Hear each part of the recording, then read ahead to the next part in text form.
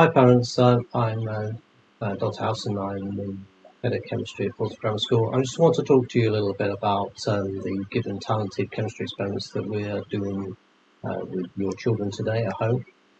Just to say, from a health and safety point of view, the polymers and that we've given you samples for are all completely benign and safe. They're food grade polymers.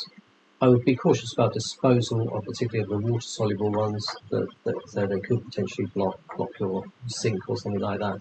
But so dispose of them down the drain, and then you can wash the vessels used quite safely with hot water or in a dishwasher or something like that.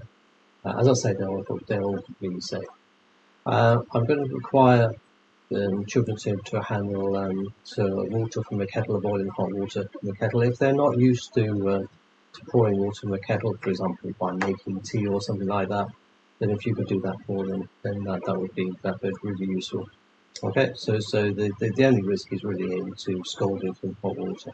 So rely on you guys to make sure that they're okay with that.